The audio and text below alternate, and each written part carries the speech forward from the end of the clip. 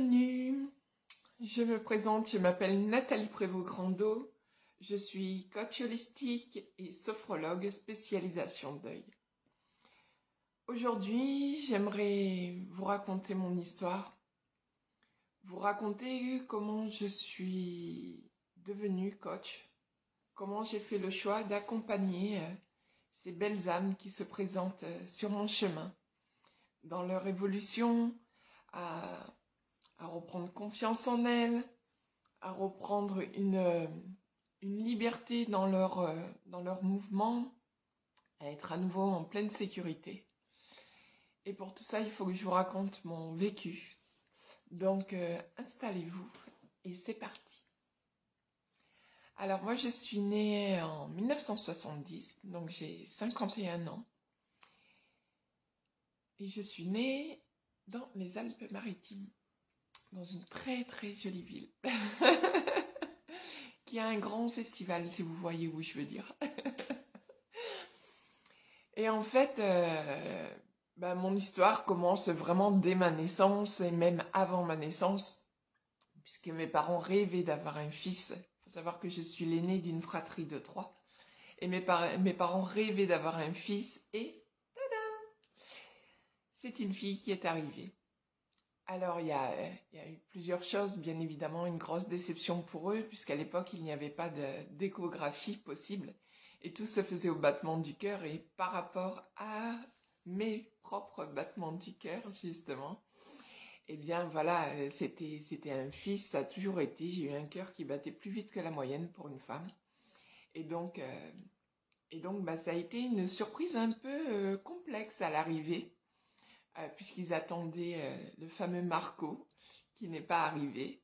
Il a fallu décider en 2 temps 3 mouvements de mon prénom, qui s'est joué à pile ou face sur un calendrier, pointage de stylo, et c'est tombé sur le 27 juillet, d'où mon prénom Nathalie. Et en fait, il se passe ça, j'arrive donc dans ce merveilleux monde humain, en quittant ma sphère où j'étais bien au chaud.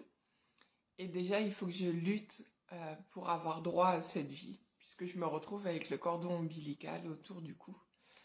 On demande à mon papa de choisir entre ma maman et moi. Et forcément, mon papa a choisi ma maman, puisque moi, l'enfant, il ne le connaissait pas.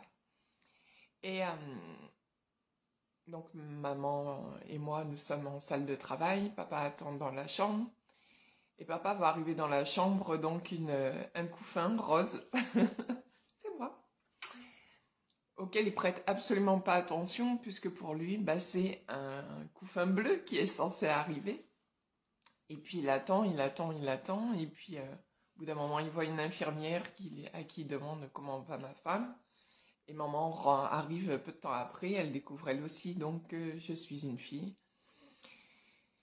Et là, voilà, et leur chamboulement de plans, de vision en tant que parents et d'éducation, s'effondre un peu, et puis il faut tout recommencer, la planification qu'ils avaient. Et moi, en fait, j'ai toujours ressenti, enfant, ce fait que j'étais pas à ma place, trouver pourquoi j'étais là, et puis c'était surtout me rendre compte que, oui, j'étais pas un homme, pas un enfant, enfin pas un garçon, pardon, mais j'avais complètement droit à cette vie, moi aussi. Il n'y avait pas de souci là-dessus. École maternelle, primaire, collège, je suis une vraie bagarreuse. Je me bats jusqu'en terminale. J'ai fait du judo. Je fais beaucoup de casse lors de compétitions, sur les tatamis. Je casse beaucoup mes adversaires féminins pour leur montrer la puissance masculine qui est en moi. Et de toutes les manières, dès ma naissance, j'ai connecté avec cette énergie masculine qui a fait celle que je suis aujourd'hui de toutes les manières. Pardon.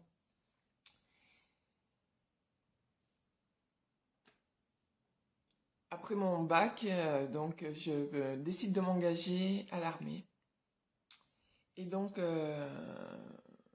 je fais mes classes. À l'époque, le service militaire est encore ouvert pour tout le monde. Et je fais mes classes, je m'engage, je veux rentrer chez les parachutistes. Parce que pour moi, c'était le symbole même bah, du côté bien mec, bien masculin. Et puis mon papa avait été chez les parachutistes. Mais malheureusement, je suis trop grande. Donc, j'y ai pas droit. Je mesure 1,81 m, j'y ai pas droit à cause du tassement des vertèbres. Et puis, si un jour je désirais être maman. Donc, pas de souci, ça ne m'empêche pas de m'engager. Donc, je m'engage. Je fais toutes mes formations. Je monte rapidement en grade. Et puis arrive un moment où je pars dans ce qu'on appelle l'opération extérieure. Donc, je pars en séjour en pleine guerre du Golfe. Et là, on est en 1997, et là, je me rends compte que, waouh, jusqu'où je suis allée pour incarner l'homme. Parce qu'il faut savoir que toutes les sorties que l'on faisait de mission, parce que c'est pas du tout des vacances, toutes les sorties en mission que l'on faisait, on se faisait tirer dessus. Et là, je me dis, mon Dieu, jusqu'où je suis allée à mettre ma propre vie en danger à nouveau pour pouvoir voir la fierté dans les yeux de mes parents, pour pouvoir voir cette reconnaissance et puis les sentir vraiment fiers et pouvoir du coup, moi, être fière de moi, de ce que je faisais. Donc, pendant 12 ans, je suis militaire, enfin 11 ans, pardon, je suis militaire et je quitte l'armée parce que ça me convient plus. Je viens d'être maman pour la 2e fois et j'aspire à autre chose, quelque chose de plus doux, de plus léger, d'être moins dans la résistance, justement dans le faire. Et puis c'est là où commence ma métamorphose. Et où là, je prends un virage à 380 degrés, puisque de militaire, je rentre en formation pour être esthéticienne. Et je crée mon entreprise, dans un premier temps du domicile. Ensuite, je prends un institut de beauté qui fonctionne très très bien. Et dans lequel je m'épanouis pleinement. Et puis là, j'ai... en 2007... je me retrouve à tomber enceinte pour une 3e fois. Et puis je perds ce bébé en premier trimestre. Lors du premier trimestre, je perds ce bébé. Et le jour de mes congés, je suis à 1 heure de fermer l'institut pour congé. Et je perds cet enfant et là, mon monde s'écroule complètement. Mon monde de femme, avec lequel je pensais commencer à renouer depuis, donc ça faisait 4 ans. Mon monde s'écroule complètement en me disant mais quelle mère indigne tu es, quelle mauvaise mère tu es, tu n'es pas capable de porter la vie. Enfin, on a réussi à avoir un enfant et puis tu n'arrives pas à être l'hôte parfait, le véhicule parfait pour lui permettre de naître et de vivre et d'expérimenter toute cette fabuleuse aventure humaine. Et là, forcément, très très mal dans ma peau, mais j'ai beaucoup de choses qui remontent. Je sens de manière intrinsèque au fond de moi que c'est un fils. Là, c'est encore une autre vague qui vient derrière avec des incompréhensions, des jugements, de la maltraitance envers moi-même.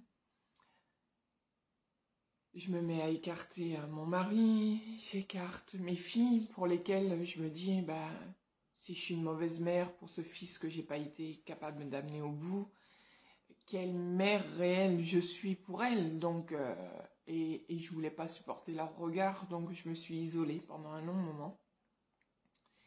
Et au bout d'un moment, ça a bien duré 3 semaines, 1 mois quasiment. j'ai pas d'autre choix que de me faire suivre, euh, accompagner donc pour avancer. Et puis je me dis, mais Nat, c'est pas possible, t'as pas vécu tout ça, tu vis pas tout ça juste pour que ça te fasse mal, juste pour que tu expérimentes la douleur. Euh, Tu te rends compte quand même, tu devais être un mec, t'es pas un mec. T'arrives, il faut déjà que tu luttes avec tes premières minutes de vie, avoir le droit à vivre. Tu y arrives, tu passes ce cap, tu pars à l'armée, tu te fais tirer dessus, mais tu reviens indemne, tu passes ce cap. Euh, j'ai deux merveilleuses filles qui sont juste...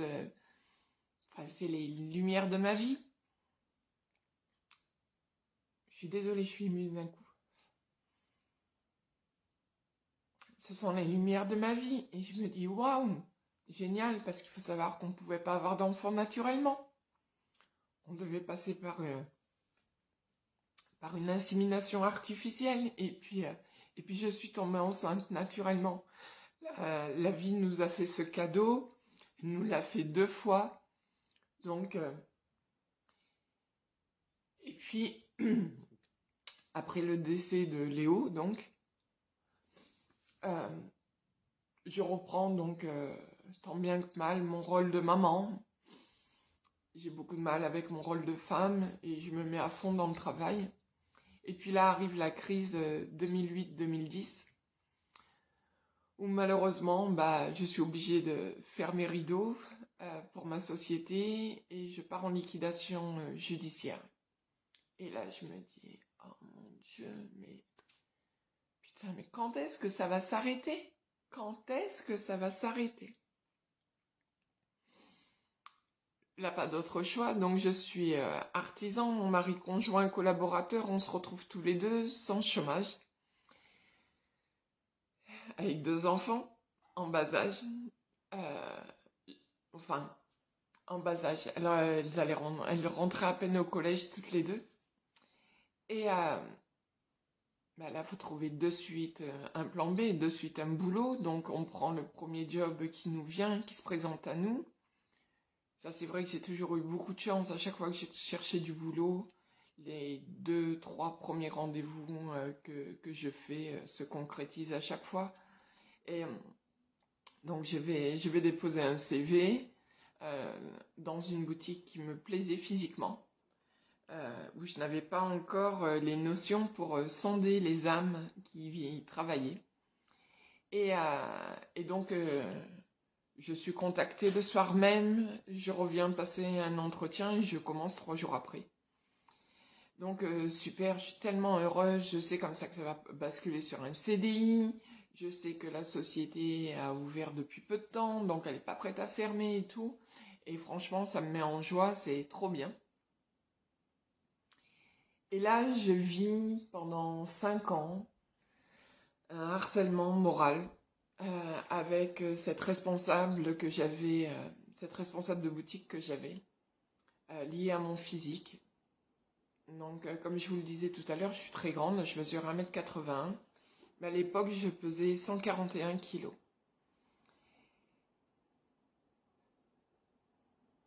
Je devais prendre la direction d'une boutique. On m'avait fait miroiter cette place. Je m'étais épuisée dans mon travail à prouver, à faire, encore et toujours. Pour qu'au final, ça n'aboutisse pas, puisque on m'annonce que mon image, mon physique, n'est pas représentatif de la marque pour laquelle je travaille depuis 5 ans et pour laquelle je m'épuise. Donc là, forcément, dans ma tête, je vrille. L'humiliation est allée à son comble. Et là, j'en vois tout péter. Je quitte mon job, je fais un abandon de poste, je pars. Je me mets en liaison avec la RH pour pouvoir faire reconnaître ce harcèlement qui n'est pas prouvable, puisque ça a toujours été par la parole et jamais par les écrits. Et lorsque je l'avais prise en vidéo, où on enregistrait les discussions, ben bien évidemment, ce n'était pas recevable puisque c'était pris à son insu.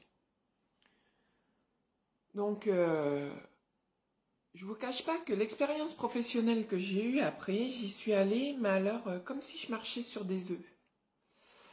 Donc entre-temps, je me mets dans un processus de chirurgie bariatrique, je me fais opérer, je perds 40 kilos, 45 même, et puis je continue de prendre soin de moi, et puis là je tombe sur un job, je décide de prendre qu'à mi-temps, parce que je ne veux pas me faire avoir à nouveau, puis je me sens encore fragile psychologiquement, dans ma reconstruction par rapport au travail que je faisais sur ma blessure d'humiliation, qui avait été trop intense et ça avait été beaucoup de successions dans ce cycle de 9 ans, on va dire,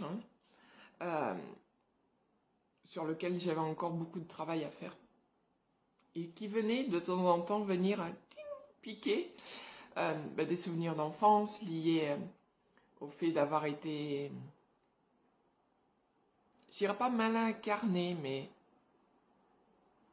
pas désiré, on va dire ça comme ça, hein. Pas désiré dans mon être et au niveau de mon sexe, du genre que je suis. Et donc là, je trouve un boulot juste incroyable, où l'âge,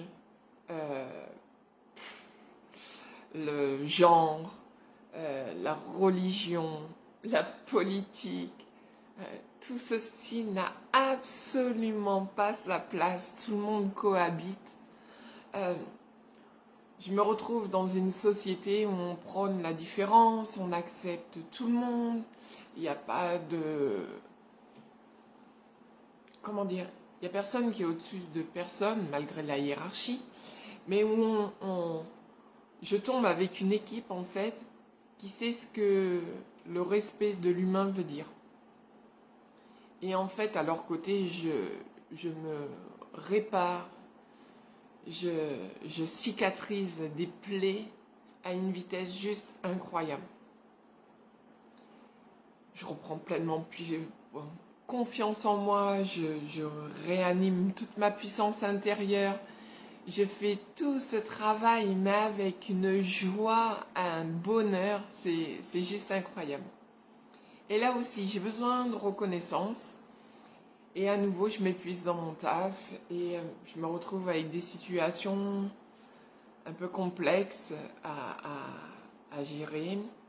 J'ai dans mon équipe une personne handicapée que j'accueille avec joie et qui devient un collègue de boulot du coup, et avec qui les barrières de communication, puisque pour le coup son handicap était qu'il était sourd,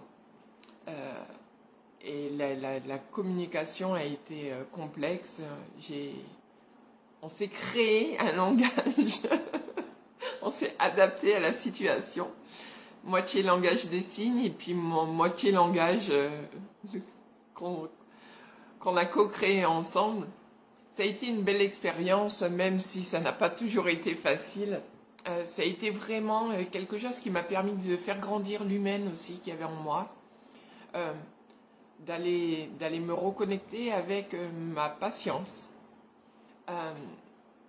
mon courage, mon abnégation.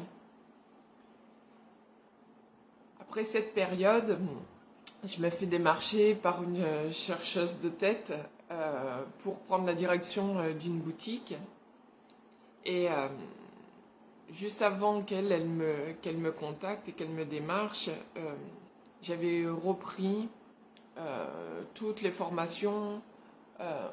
Je suivis des séminaires en développement personnel. Je m'étais formée à de nouvelles thérapies, pardon. Et ouais, ça faisait quoi? Ça faisait déjà 2-3 ans que je faisais ça. Et puis, donc, elle me démarche, ça match de suite, c'est merveilleux. Et donc, je la suis dans cette aventure de double ouverture de boutique sur deux profils complètement différents. Et où ça match, et avec elle, j'expanse complètement. Euh, je reconnecte à mon énergie masculine mélangée à mon énergie féminine.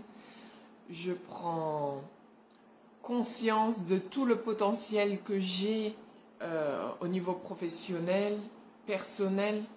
Et puis là, je me dis, mais waouh, c'est top, Nat. Aïe, voilà. Là, à l'intérieur, tu es OK.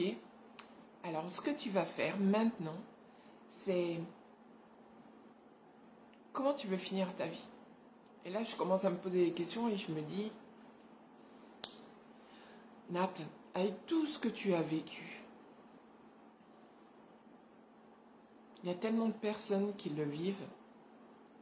Tu devrais faire quelques autres formations et puis accompagner ces personnes, les personnes qui vivent la même chose ou des choses similaires dans l'intensité des émotions très difficiles à traverser.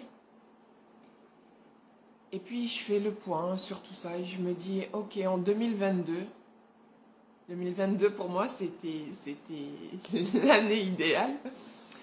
En 2022, tu vas relancer une entreprise et donc je me fais un plan d'action dans la tête en me disant, ok, tu fais une formation de coach et puis il te faudra probablement une autre formation par rapport aux émotions, par rapport à comment imaginer, comment visualiser et tout. Et puis Monsieur Covid est arrivé et donc la seconde société qu'elle venait de créer avait 6 mois et c'était dans celle-ci où j'étais pleinement en poste comme responsable de magasin, pardon, puisqu'elle était directrice, elle. Et, et puis Monsieur Covid en a décidé autrement. Le premier poste à avoir sauté a été le mien. Mais là, je le prends super bien. Il s'est passé quelque chose avec ces 9 ans pourris que j'avais vécu avant, où j'avais compris qu'en fait j'étais un phénix. Oui, bien sûr, je tombais. Bien sûr, je me consumais. Mais alors, en fait, ça nourrissait mon excitation pour recommencer quelque chose. Et là, je vous cache pas quand même, hein, je me dis, waouh, Nat, t'as bientôt 50 ans, puisque donc on est en mai-juin 2020, lorsqu'elle m'annonce ça, et moi je suis de décembre. Et là je me dis, waouh, t'as bientôt 50 ans, t'as pas fini complètement tes formations. Je suis dans ma formation de coaching, mais je ne l'ai pas terminée, je ne l'ai pas validée. Et là, je me dis, qu'est-ce que je vais faire? Et puis cette situation, comment je vais tirer mon épingle du jeu? Et puis là, mon pilier, mon roc, mon mari, qui pour moi est vraiment mon cristal de roche, il m'expanse à chaque fois, il est juste incroyable. C'est vraiment l'homme qu'il me fallait de toutes les manières. Me dit, avec beaucoup de logique pour lui, mais ma chérie, avec toutes les formations que tu as faites, pourquoi tu te lances pas? Et là je lui dis, non, je suis pas prête. Et en fait, si, prête, bien sûr, je l'étais. J'avais, comme beaucoup d'entrepreneurs qui démarrent, le syndrome de la légitimité. Et puis du coup, je me suis adaptée à la situation avec ce Covid. Donc je valide ma formation de coach.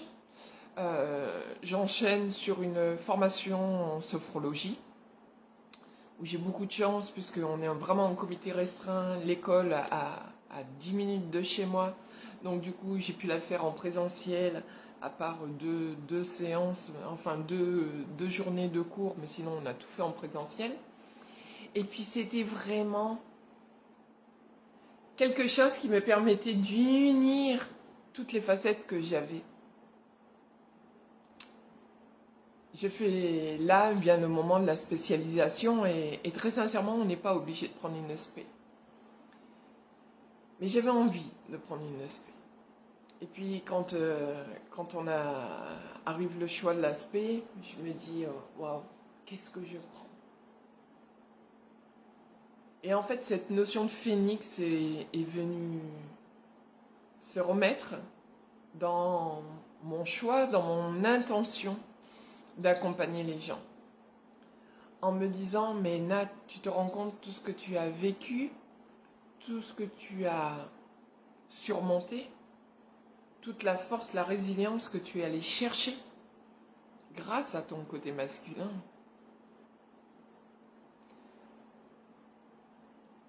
Et là, je me dis, ouais, je l'ai expérimenté, je l'ai vécu au fin fond de mes tripes, et ça, je sais de quoi on parle. Donc c'est naturellement que je suis partie sur le deuil. Le deuil, parce que le deuil ne regroupe pas que le deuil physique, la perte de quelqu'un. On fait un accompagnement au deuil également lorsqu'il y a un divorce, parce que c'est le deuil d'une situation. Lorsque quelqu'un part à la retraite et ne sait pas se repositionner dans la société, c'est pareil, c'est un deuil, c'est le deuil de l'activité. Il y a là, par exemple, pendant le Covid, beaucoup de personnes ont perdu leur job, leur société. Ça, c'est pareil, c'est un deuil. Ça se traite de la même façon. C'est un arrêt brutal, en fait, qui laisse une empreinte, en fait, énergétique compliquée, lourde dans notre corps, et pour lesquels on a besoin, sur un temps donné, de se faire accompagner pour permettre cette libération. Et mon Dieu, mais quelle joie ça a été pour moi d'être formée à cet outil. Et puis donc, dans toute ma palette, je me retrouve avec énormément d'outils, puisque moi, je suis magnétiseuse de naissance. Donc les mains, le toucher,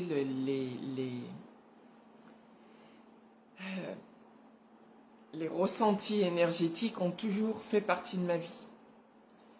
Et puis donc, par l'esthétique, je suis allée me former. Quand j'étais esthéticienne, je suis allée me former à certaines thérapies énergétiques, pour lesquelles il a fallu me réadapter avec le Covid et trouver ce qui se faisait en distanciel, puisque c'était toute cette partie d'énergie quantique, en fait. Je ne l'avais pas encore expérimenté. Et puis, je me suis formée, pareil, tout au début du Covid, au Laoshi, guérisseur divin, triangle d'or d'Isis. Ensuite, j'ai fait triangle d'harmonisation. J'avais fait au préalable Access Bar, j'avais fait fondation, j'étais allée des formations et des classes entités.